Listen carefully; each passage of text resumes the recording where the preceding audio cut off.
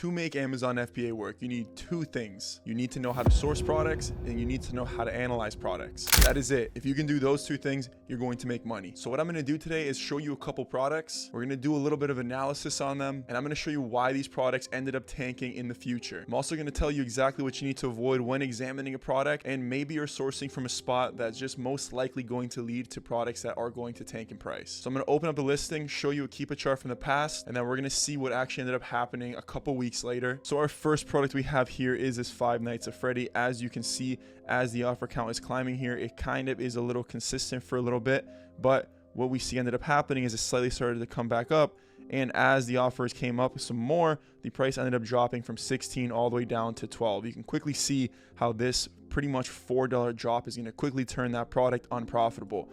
We can also take a look at the product's history and see that the sales rank here at this price is clearly a little bit slower, so it's moving slower than it is at this price right here at a cheaper cost. So less customers were buying up here, which is why I was able to hold at this price, also because there's less offers.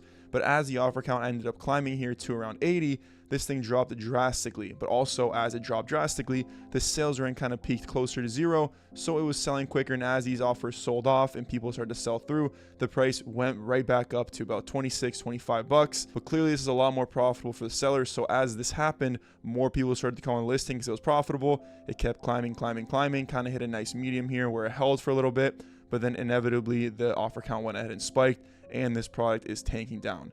We can see now that this is completely live here, and as you can see, the offer count might be starting to turn around, because at this price I highly doubt it's going to be profitable. So anybody actually trying to look for this product and source it is not going to be purchasing it at a loss. So what I can expect here, since it is still selling fast, about 600 times a month, seems like this is probably going to come down. A lot of offers are going to sell through, and this price probably will end up going back up maybe around July, in the summertime sometime. That's just my best guess here, but you can clearly see that as the offer count spikes, the price took a big hit. Right, so if this rank might have been even closer to 0, let's say it was ranked 3,000 and it's selling a couple thousand times a month, we probably would not have seen this drop in price here. But since it's not, we did see that price. So you can see that based on the sales rank, based on these offers, it's still not enough to hold the price, and that is why it tanked. So let's take a look at this other product right here and see.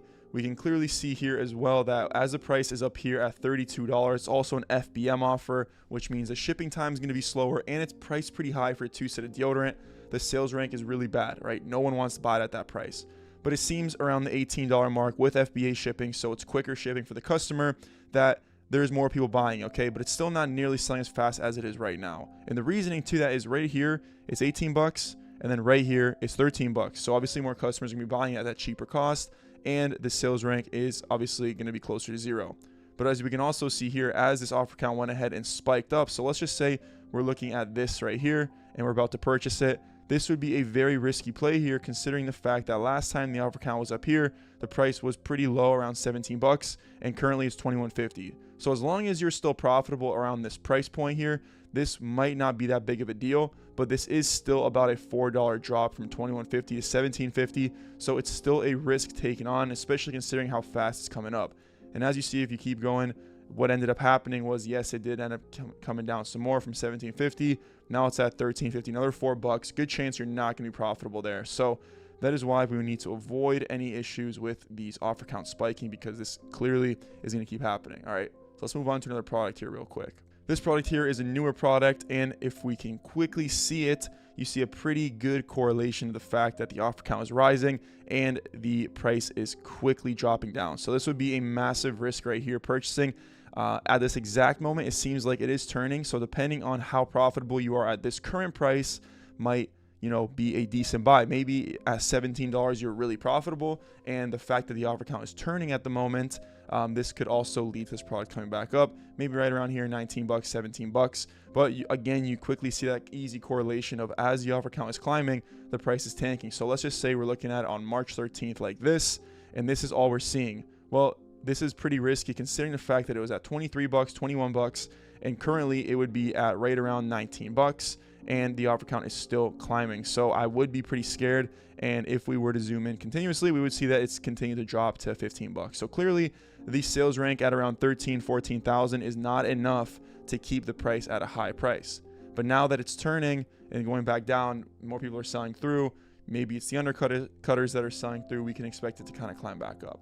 So another thing that you really want to watch for when actually purchasing products is making sure that it has a buy box, because if a product does not have a buy box, it's always going to be dropping in price, even if it is selling really quick, right? Because everyone is fighting for that cheapest cost here. So right now, there's a lot of sellers at 23, but I'm assuming that someone's eventually going to come in here, drop it to maybe 22.90, then everyone's going to match it, then another person's going to cut it, and that's probably what's been happening here, as we've been starting right around $20 in February, and now we're all the way down to, again, right around 23 bucks. But again, this product is selling pretty quick, so it's not that bad of a drop. If this product was selling a lot slower than this, right, maybe it was only selling 100, 200 times a month, we would see a much sharper drop here in the offers. Okay, so always make sure that the products you're selling, I like to always make sure they have a buy box.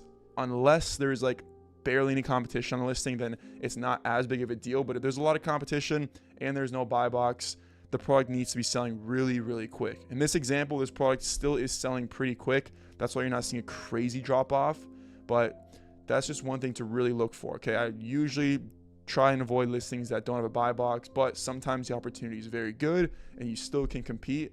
This is an example where you still might be able to compete, right? If you're at a, let's just say 70-80% ROI at the $23 mark, well, you have a lot of room to give there where it might be worth it. But if you're sitting at a 20-30% ROI at this exact cost, to me, this is just too big of a risk. Personally, I do like how the offer count is slowly starting to drop, so people are selling through it. But at the end of the day, there's no buy box, and we don't know who else is going to come on here and destroy the listing. It's just too big of a risk, in my opinion, especially if you're a new seller with no reviews. Because the customer is going to come in here and they're not going to choose from someone with no reviews. They're going to choose this person, this person, this person before they end up choosing you with no reviews. So keep that in mind as well. Okay.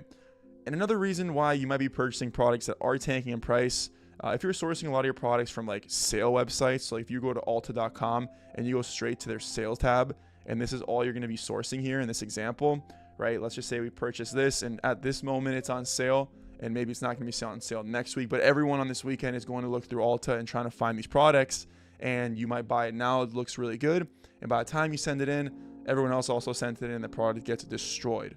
These are the types of listings I mainly see get wrecked. The worst is when you're purchasing directly from a product that's just clearance out on sale on a really easy to access website like Alta or Walgreens or Vitacost or iHerb. Now, it's not as big of a deal, again, if that product's selling really fast. I kind of talked about this in my last video I posted last week, so if you haven't checked that out, I will link it at the end. That one talks a little bit more in depth on what I'm saying, but these are the types of things that cause products to tank in price. It's if you're sourcing from these easy spots, or if you're purchasing a product that's barely profitable as it's coming up, as the offer count is climbing. You're taking on a massive risk.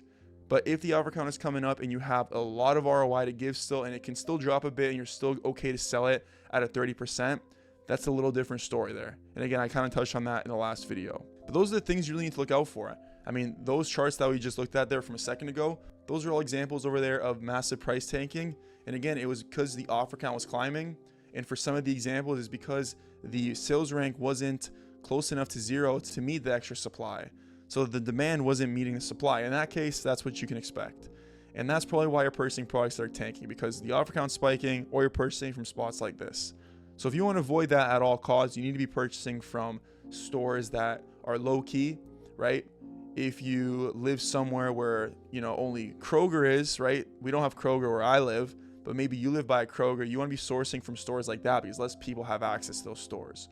Or stores like Myers or Menards, places like that not everyone is going to have access to, is going to have a couple different products that you can't get everywhere else. And those are really good opportunities where you won't really see crazy amounts of price tanking because the competition can never get that high. So that is like my best piece of advice to, where to source. Also, when you're sourcing and you're looking through products, try and avoid, products that have offer counts all over the place. If a product's really clearanced out, really on sale, and it's from like Walmart or something, maybe it's a video game that's like 80% off, 50% off, it might be really profitable at the moment. Just make sure that product is selling really fast to where if even a lot of offers come on, you can still probably sell it at a good price. You still have enough room to give in there if it does come down. And then obviously the price tanking is not going to be nearly as bad because there's so many customers buying it. So that's really how you avoid it. Avoid listings like that I just showed you. If you guys want more information on selling on Amazon, I have a ton of videos across my Instagram and my TikTok and my YouTube page. So many in-depth guides. And if you want a more full A through Z training of how to source products, how to analyze products even more in depth, how to eventually scale and hire people, I'm going to link a video below, and that's going to be a completely free A through Z training. It's like 40 minutes long. Think of it as like a mini course. And if you've been trying to sell on Amazon for a while, or maybe you're working a 9 to 5 and you're feeling called to start a business and you want some more additional guidance to actually make sure you're successful right off the bat, I'm going to leave another link below to a Calendly link. Booking a call with myself. We'll chat, see if we're a good fit. And if we are, we can get you one step closer to hitting your goals with Amazon FBA. All right, I'll see you guys in the next one.